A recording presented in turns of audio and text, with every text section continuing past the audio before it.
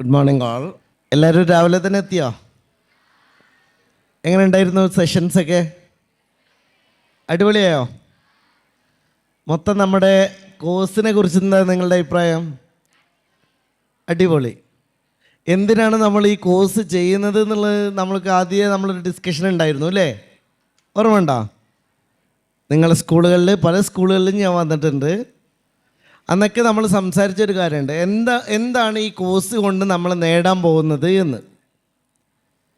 അതിൽ എന്താണ് നേടാൻ പോകുന്നത് എന്നുള്ളത് ഒരാളോട് ഞാൻ ചോദിക്കാം. എന്താണ് നമ്മൾ നേടാൻ പോകുന്നത് ഈ കോഴ്സ് കൊണ്ട്?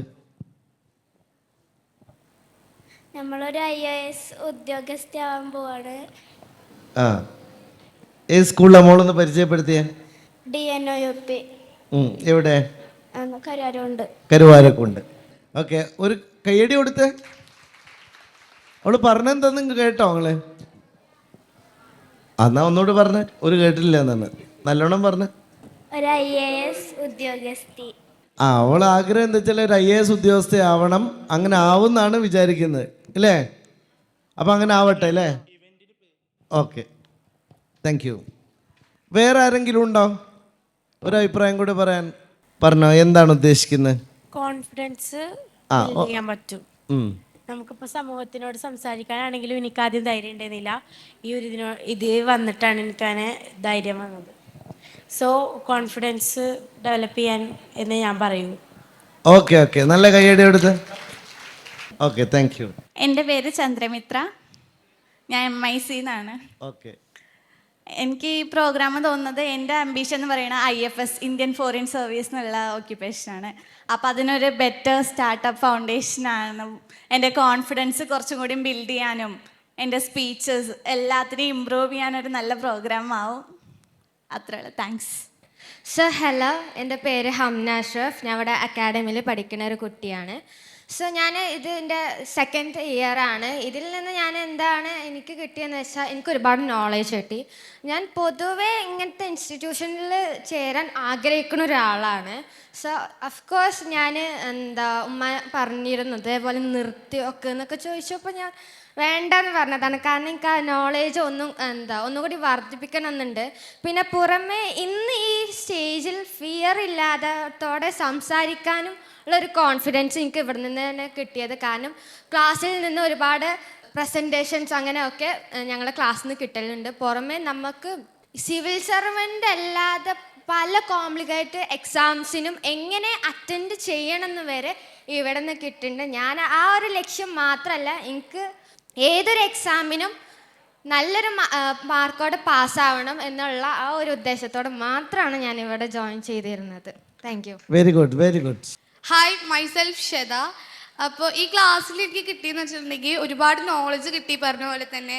അതുപോലെ തന്നെ കോൺഫിഡൻസ്, അതൊരു വലിയൊരു കീ ആയിട്ട് എനിക്ക് കിട്ടിയതാണ്. ഞാൻ സംസാരിക്കാറൊക്കെ ഉണ്ട്, പക്ഷെ ഇത്ര ഒരു ഫ്രീ എയർ ഇല്ലാണ്ട്, പ്രത്യേകിച്ച് MLA സാറിൻ്റെ ഒക്കെ അടുത്ത് നിന്നിട്ട് പറയാനൊക്കെ ഒരു കോൺഫിഡൻസ് കിട്ടി. ക്ലാസ്സിലെ ഇൻ്ററാക്റ്റീവ് സെക്ഷൻസ്, ഇവിടെ ഉണ്ടായിരുന്ന സെക്ഷൻസൊക്കെ കാരണമാണ്. അതുപോലെ തന്നെ ഈ ക്ലാസ്സിൻ്റെ ഒരു ഇതായിട്ട് എനിക്ക് തോന്നുന്നത് പേഴ്സണാലിറ്റി ഡെവലപ്മെൻറ്റ് അങ്ങനെയൊക്കെയാണ്. അപ്പോൾ നല്ലൊരു കോഴ്സും കാര്യങ്ങളൊക്കെയാണ്. Thank you sir. അടിപൊളി, അടിപൊളി. ഞാൻ നിങ്ങളോട് കൂടുതൽ പ്രസംഗിക്കുന്നൊന്നുമില്ല. എനിക്ക് ഏറ്റവും വലിയ സന്തോഷം എന്താ വെച്ചാൽ, നിങ്ങൾ ഈ പെർഫോം ചെയ്യുന്നത് കാണുമ്പോഴുള്ള സന്തോഷമാണ്. അതിനേക്കാൾ വലിയൊരു കാര്യവും ഞങ്ങൾ ആരും ആഗ്രഹിക്കുന്നില്ല. നമ്മളിപ്പോൾ ഒരു വലിയ ക്രൗഡായി.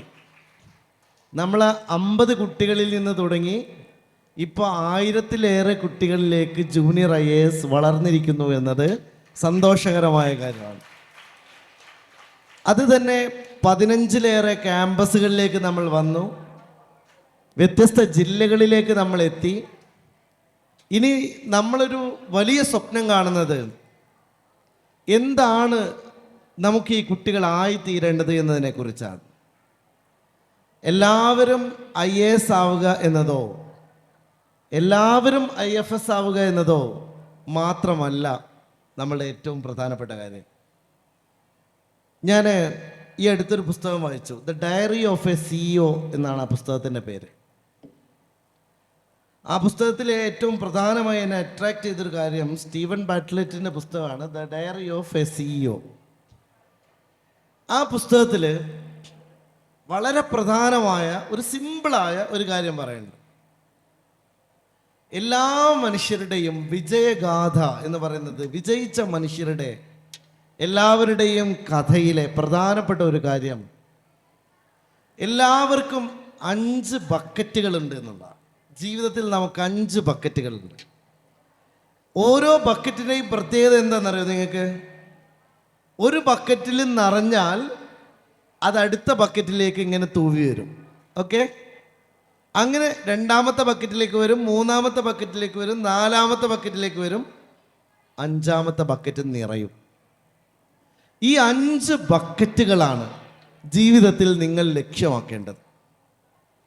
ആദ്യത്തെ ബക്കറ്റിൽ നോളജിൻ്റെ ബക്കറ്റാണ്. എന്തിൻ്റെ ബക്കറ്റാണ്?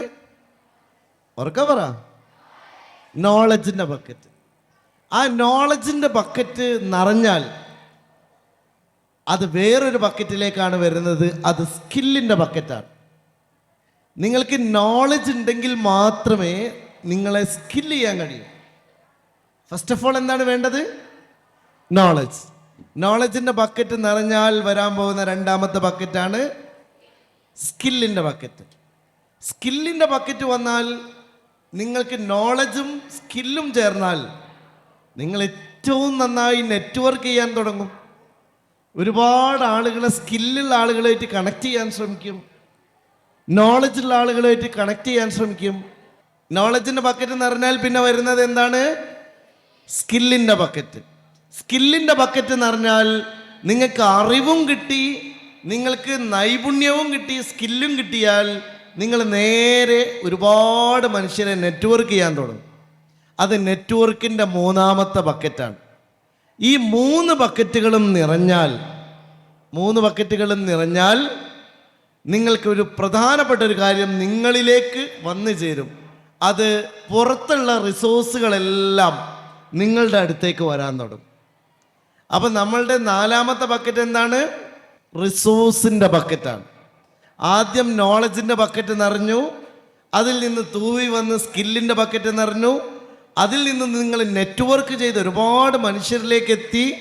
അത് കഴിഞ്ഞ് നിങ്ങളുടെ ചുറ്റും ഏറ്റവും റിസോഴ്സ്ഫുൾ ആയിട്ടുള്ള മനുഷ്യന്മാർ നിറഞ്ഞു വന്നു. ഈ 4 ബക്കറ്റും നിറയുന്ന ആളുകളെ തേടി വരുന്ന ഒരു കാര്യമാണ് 5-ാമത്തെ കാര്യം. That is what is reputation. Okay, finally നമ്മളെല്ലാം ആഗ്രഹിക്കുന്ന ഒരു കാര്യം എന്താണ്? റെപ്യൂട്ടേഷനാണ്, അല്ലേ? നിങ്ങൾ അംഗീകരിക്കപ്പെടണം. എങ്ങനെയാണ് അംഗീകരിക്കപ്പെടുന്നത്? When you are become a leader you will be reputed, അല്ലേ? നിങ്ങളൊരു ലീഡർ ആയാൽ നിങ്ങൾ റെപ്യൂട്ടഡായി, നിങ്ങൾക്ക് റെപ്യൂട്ടേഷനായി. നിങ്ങൾ IAS നേടുമ്പോൾ നിങ്ങൾ ആവുന്നത് ആരാണ്? ഒരു ലീഡർ ആവുകയാണ്. Am I right? അല്ലേ? ഒരു IAS ഓഫീസർ ആയാൽ, ഒരു ജില്ലാ കളക്ടർ ആയാൽ നിങ്ങളുടെ ജില്ലയുടെ ലീഡറായി, അല്ലേ? ആ ജില്ല മുഴുവൻ ആരാ നിയന്ത്രിക്കാൻ പോകുന്നത്? നിങ്ങളാണ്. അപ്പോൾ സ്വാഭാവികമായി ആ റെപ്യൂട്ടേഷൻ എങ്ങനെ നിങ്ങൾക്ക് വരുന്നു? ആദ്യം നമ്മൾ നിറയ്ക്കേണ്ട ബക്കറ്റ് നോളജിൻ്റെ ബക്കറ്റാണ്. കുട്ടികളെ, ഈ അക്കാഡമിയിലേക്ക് നിങ്ങൾ വിളിച്ചു വരുത്തുമ്പോൾ ആദ്യത്തെ ബക്കറ്റ് നിറക്കാനാണ് ജൂനിയർ IAS എന്ന് പറയുന്ന കോഴ്സ് നമ്മൾ നടത്തുന്നത് എന്ന് നിങ്ങൾ ഓർമ്മിപ്പിക്കുകയാണ്. നിങ്ങൾ റിസോഴ്സിലേക്ക് കടക്കണമെങ്കിൽ, നെറ്റ്വർക്കിലേക്ക് കടക്കണമെങ്കിൽ, നിങ്ങൾ സ്കില്ലിലേക്ക് വരണമെങ്കിൽ ആദ്യം നമ്മൾ ചെയ്യേണ്ട കാര്യം നമ്മൾ നോളജ്ഫുൾ ആകണം. നോളജ് എന്ന് പറയുന്നതിന് ഏറ്റവും പ്രധാനപ്പെട്ട കാര്യം, നമ്മളിപ്പോൾ വിചാരിക്കും നമുക്കെല്ലാ വിവരവും തരാൻ ഒരാളുണ്ടല്ലോ നമ്മുടെ കൂടെ. ആരാണ് അയാൾ? ChatGPT, അല്ലേ?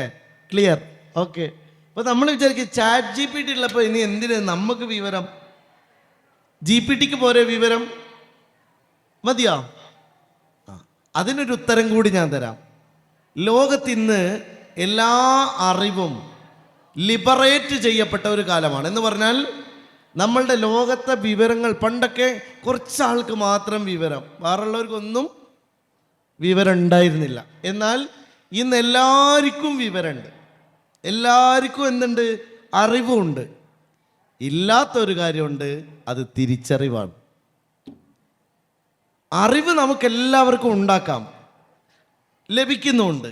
പക്ഷെ അതിൽ നിന്ന് ഇപ്പോഴത്തെ ഒരു പ്രധാനപ്പെട്ട കാര്യം എന്ന് പറയുന്നത് ഫ്ലഡഡ് ഇൻഫർമേഷൻ എന്നുള്ളതാണ്.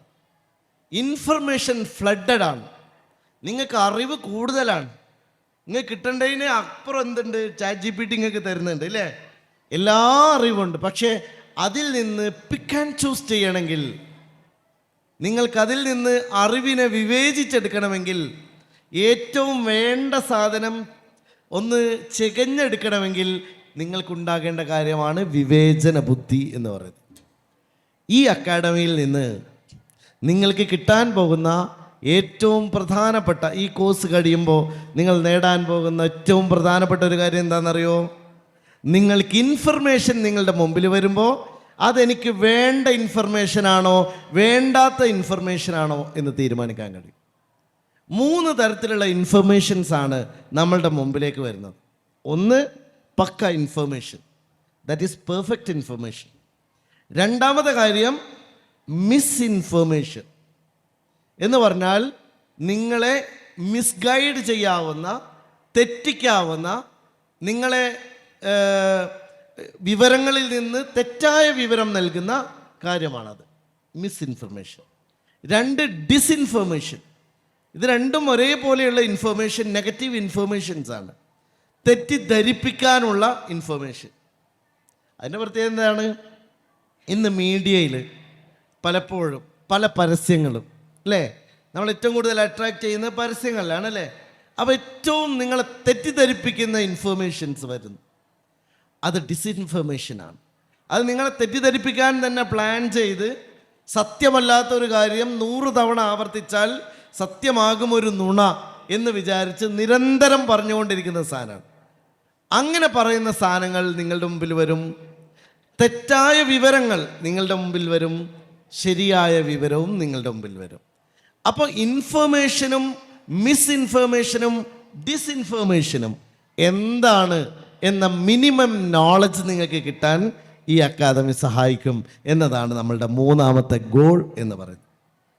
സ്വാഭാവികമായും ഇന്നത്തെ ഒരു തലമുറയുടെ വലിയ പ്രശ്നം, നിങ്ങൾ കുറച്ച് കുട്ടികളെ ലീഡർഷിപ്പിലേക്ക് വരുന്നുള്ളൂ. നിങ്ങളിവിടെ വരാനുള്ള ഒരു കാരണം, നിങ്ങളുടെ എല്ലാം ഉള്ളിൽ ഒരു ലീഡർ ഒളിഞ്ഞിരിക്കുന്നുണ്ട് എന്നുള്ളത് കൊണ്ടാണ്. Actually you are all real leaders അല്ലേ? നമ്മളുടെ ഏറ്റവും പ്രധാനപ്പെട്ട കാര്യം കുട്ടികളെ, നിങ്ങളെല്ലാവരും ലീഡേഴ്സ് ആവണം. ലീഡേഴ്സ് ആവുക എന്നതാണ് റെപ്യൂട്ടേഷൻ എന്ന് പറയുന്നതിൻ്റെ അടിസ്ഥാനം. മനുഷ്യൻ്റെ ജീവിതത്തിൽ 5 ബക്കറ്റുകൾ ഓർമ്മ വന്നല്ലോ. ആദ്യത്തെ ബക്കറ്റ് എന്താണ്? നോളജ്. രണ്ടാമത്തെ ബക്കറ്റ് എന്താണ്? സ്കിൽ. മൂന്നാമത്തെ ബക്കറ്റ് എന്താണ്? നെറ്റ്വർക്ക്. നാലാമത്തെ ബക്കറ്റ് എന്താണ്? റിസോഴ്സ്. അങ്ങനെ 4 ബക്കറ്റും നിറഞ്ഞാൽ നമുക്ക് കിട്ടുന്നത് എന്താണ്? Reputation. That is what A leader needs. Reputation. A leader will get reputation from others. നിങ്ങൾക്ക് എല്ലാ ആളുകളുടെ അടുത്തുനിന്നും നിങ്ങൾ റെപ്യൂട്ടേഷൻ കിട്ടണം, അംഗീകാരം കിട്ടണം. നിങ്ങളെല്ലാവരും റെസ്പെക്റ്റോടെ നോക്കണം. നിങ്ങളെല്ലാവരുടെ മുമ്പിലും തല ഉയർത്തി നിൽക്കണം. നിങ്ങൾക്ക് എല്ലാവരുടെ മുമ്പിലും അഭിമാനത്തോടെ സ്റ്റാർ ആവണം. എങ്കിൽ നിങ്ങൾക്ക് ആദ്യം നിറയ്ക്കേണ്ട ബക്കറ്റ് നിറഞ്ഞേ പറ്റൂ. അത് നോളജിൻ്റെ ബക്കറ്റാണ് എന്ന് ഓർമ്മിക്കുക. ഓക്കെ, ആ ഓർമ്മയിലേക്ക് നിങ്ങളുടെ ശ്രദ്ധ പോകട്ടെ. എല്ലാവർക്കും എൻ്റെ ആശംസകൾ. ഇനി നല്ല കുട്ടികളായി, മികച്ച കുട്ടികളായി ഈ ഫ്യൂച്ചറിൽ വരാൻ പോകുന്ന ഒരു കാലത്തിൻ്റെ മുമ്പിൽ നമ്മൾ നയിക്കുന്നവരായി നിങ്ങൾ മാറും. ഒരു കാര്യം എനിക്ക് ഉറപ്പാണ്, ഈ ജൂനിയർ IAS ചേർന്ന ഒരു കുട്ടി പോലും 10 വർഷം കഴിഞ്ഞ് വേസ്റ്റ് ആവില്ല എന്നതാണ് ഞങ്ങളുടെ ഉറപ്പ്, ഞങ്ങളുടെ വിശ്വാസം. നമുക്ക് ഒരുമിച്ച് മുന്നോട്ട് പോകാം. നാളെ നിങ്ങളെല്ലാവരും ഇരിക്കാൻ പോകുന്ന ഒരു കസേരയിൽ, ഞങ്ങൾ പ്രതീക്ഷയോടെ കാണുന്ന ആ കസേരയിൽ നിങ്ങളിരിക്കും. അന്ന് നിങ്ങളായിരിക്കും ഈ സ്ഥാപനത്തിൻ്റെ നായികമാരും നായകന്മാരുമായിട്ട് ഉണ്ടാവുക എന്ന് മാത്രം പറഞ്ഞുകൊണ്ട് എൻ്റെ വാക്കുകൾ നിർത്തുന്നു. നന്ദി.